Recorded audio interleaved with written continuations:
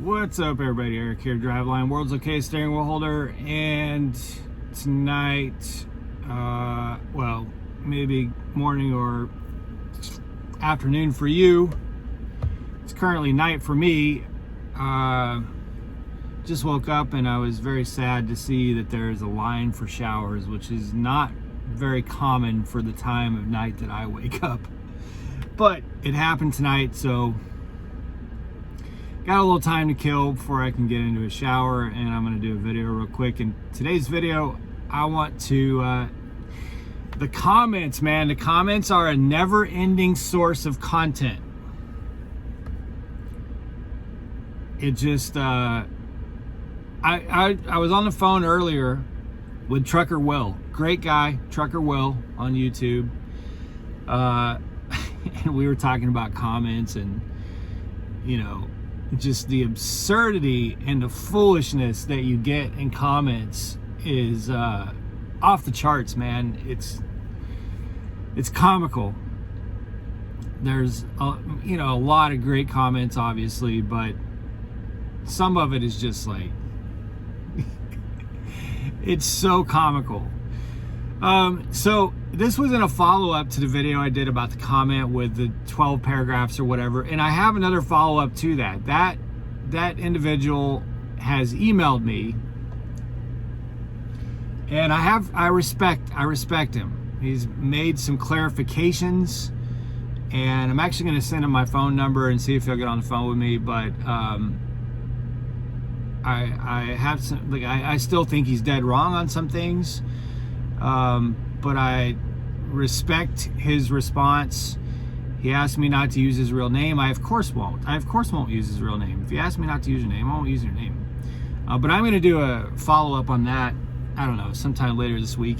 But in response to that video, Captain Caveman, here is that comment. Captain Caveman right there. It's on his comment is on worst decision I've ever made. So go back and look at that video if you want to see the comment. Please do respond down in the comments below too. I'm very curious about this. I talked to Trucker Will about it, and he's like, that's insane. I'm very curious about this.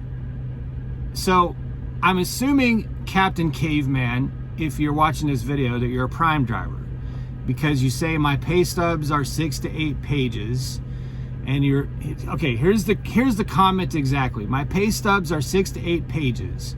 My loads are 90% at 40 to 44,000 pounds, and you are not getting over 8 miles per gallon, averaging 65 miles per hour. The rest of it, I can't get behind. So he's responding to that other comment. Well, so to your first point, Captain Caveman, I didn't say it was impossible to get pay stubs of 6 to 8 pages. I just said, like, mine aren't that long. Maybe sometimes if there's a lot of loads, I guess they could be a little long, but at the end of the day, who cares? So what? My point was, you go take a class if you're having difficulty learning how to read your pay stubs. Like, they literally offer a free class that teaches you all that.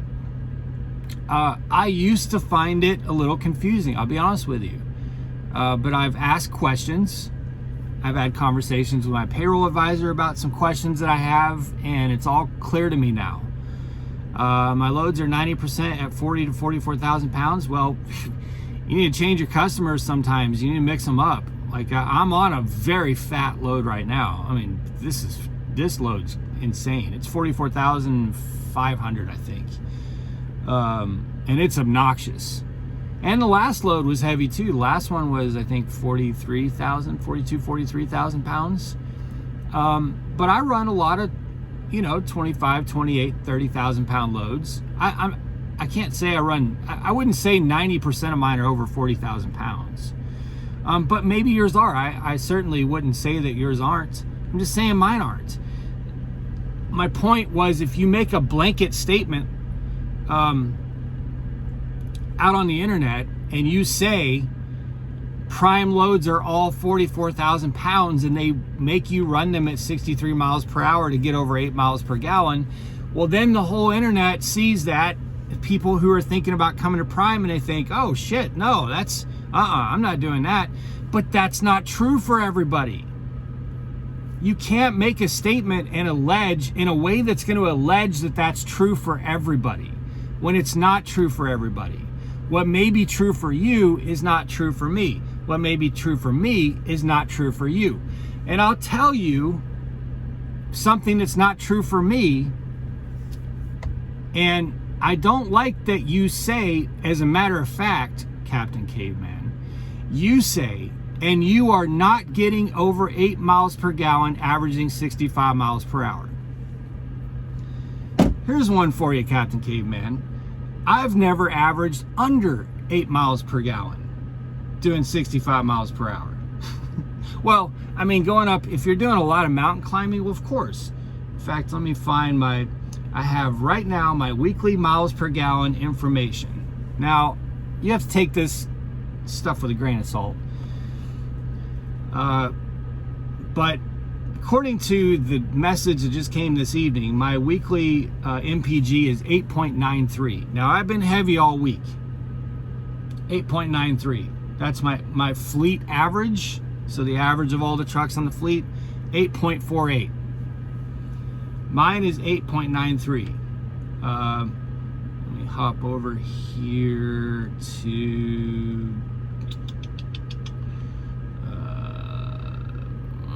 performance. Okay, so we're gonna look on the Qualcomm, right?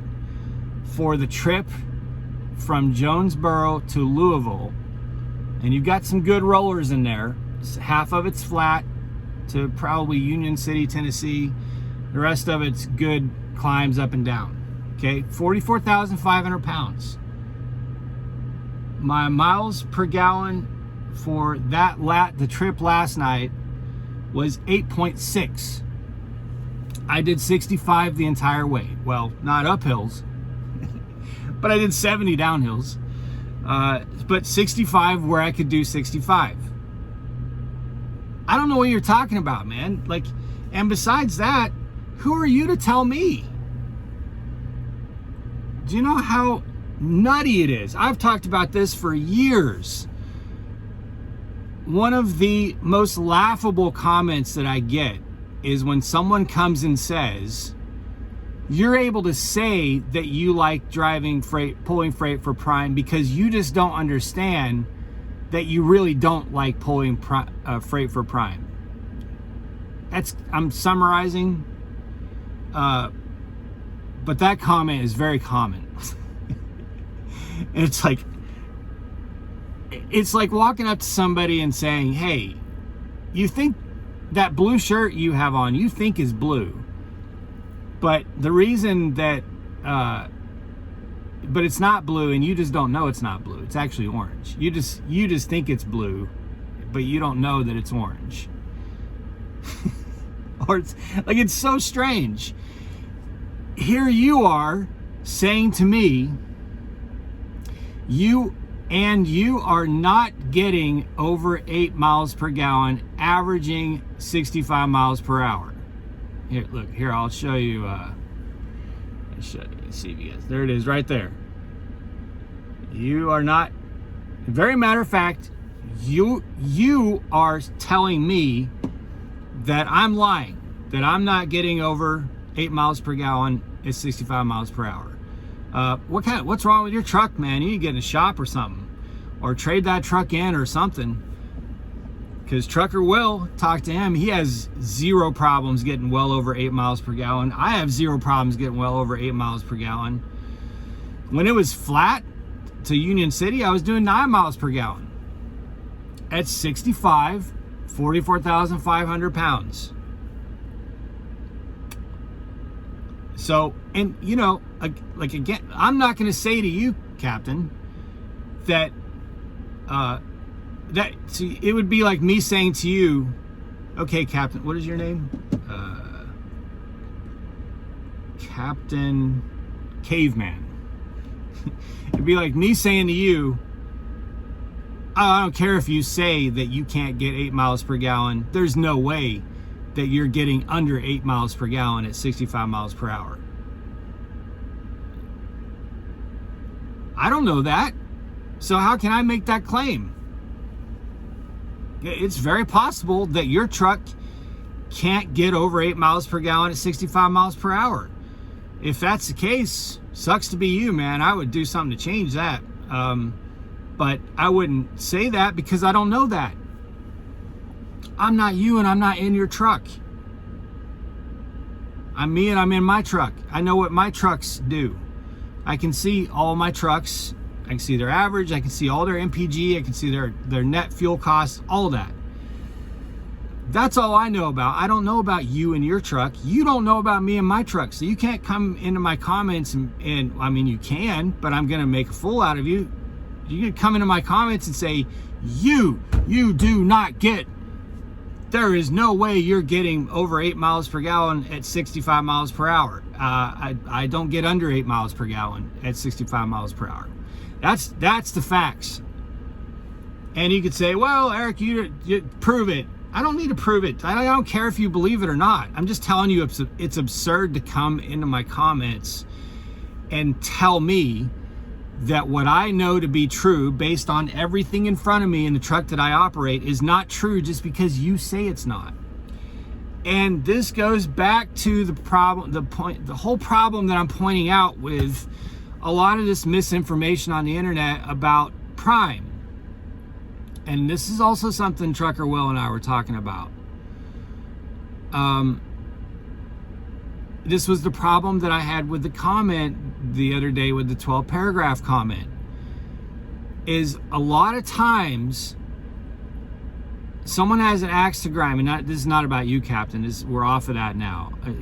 I wanted to call attention to your comment. And by the way, on that topic, if you're a Prime driver, leave a comment down below and tell me, are you able to get over 8 miles per gallon at 65 miles per hour fully loaded? I'm really curious. I'm not talking about cabbage out in the West Coast.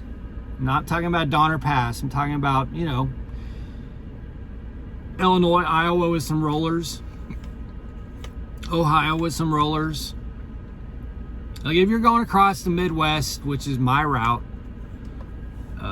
my region, like, are you able to get over 8 miles per gallon at 65 miles per hour? Trucker Will is, I am, my trucks are. Apparently some can't, I don't know. But anyway, if someone is seeking information and all they find is a 12 paragraph comment with an axe to grind that can pick all the negatives, and half of them aren't even really true, but can't point to any positives, then there's decisions being made based on that information. When they go out and see one of these YouTube videos and it's just nothing but just screw them, they're screwing us over, we have to do this, we have to do that, we have to pay for this, and we have to pay for that, and we're in debt and we can't, make any money.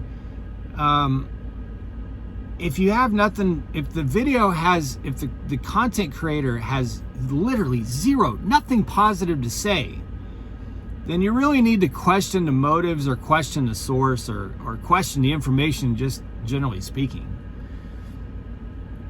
I feel like on my channel, and I'm not just trying to toot my own horn, but I feel like I give you the best of both worlds. Like, there's certainly a lot to complain about. There's a lot of negatives. There's no perfect company. There's a lot to bitch and moan and complain about. Much of it justifiable. But there's also a lot of really good things about Prime. It's a pretty damn safe company to be with right now in this economy, in this market. We're pretty blessed, honestly, to have the contract freight that we have and have a financially sound company behind us. We're pretty fortunate. So, look for the content, and there's a lot of other content creators out there, but look for it that's going to give you all angles, like multiple perspectives of the company. Here's the good, here's the bad, here's the downright ugly, and here's the beautiful. And make a decision based on that. Scotty the Trucker did a video the other day where he was talking about how he had never heard anything about Prime before he came into trucking, and just watched a lot of content and, you know, made a decision based on that content, and it turned out to be a good decision that he's happy with and he supports. Same for me. I made my decision based on YouTube. That's how I decided to come to Prime. So, I'm glad that I watched a lot of content and wanted to understand, had a lot of variables as to why I wanted to choose the company I wanted to choose. It wasn't just new trucks or lease. In fact, I was going to be a company driver right up until the last 2 weeks of my training. My wife and I were both on the page of coming out of training, being a company driver. So it wasn't because of the lease program that sold me. It wasn't, any of that, not new trucks, not terminals, none of that. It was the contract freight, refrigerated freight. There was some insulation there from economic downturns. It was the fact that Prime is a private company, not a public company. They can make long-term decisions, not based on the whim of, investors that want a quick cash out. There's a lot of reasons I chose Prime, but it was a lot based on YouTube. So, it's why it just aggravates me when I'm okay with people being constructively critical.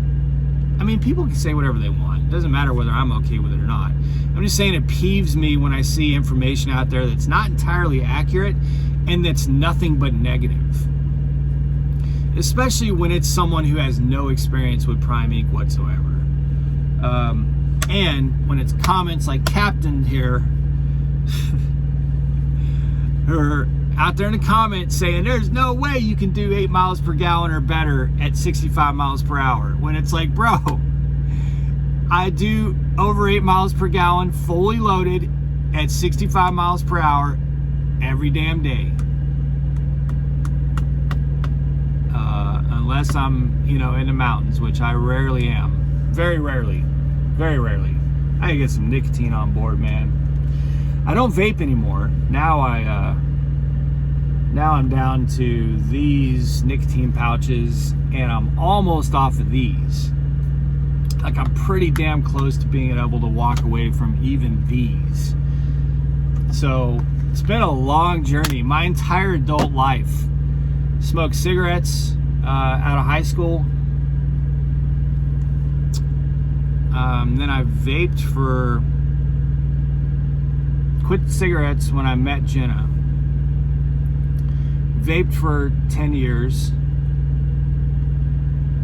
And then quit vaping.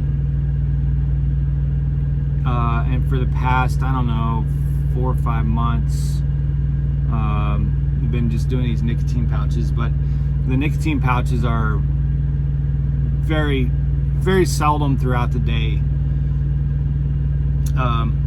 And also have these caffeine. These are 50 milligrams. These little pouches will rip your freaking head off, man. Put one of those in your lip at 2 in the morning and it's, let's go. But I really think I'm pretty close to kicking nicotine, which is crazy. Crazy it took my entire adult life to kick nicotine, but which I can't say I've completely kicked. But I can drive for 4, 5, 6 hours without even thinking about vaping or smoking or nicotine or anything like that. Just drink a cup of coffee and listen to a podcast or something, which is not the case when I was vaping. It was just this constant having to hold the vape in my hand and constantly take vape rips. Anyway, I don't know why I was talking about all that. Be safe, guys. Make good decisions. Always drive to thrive. Talk to y'all soon.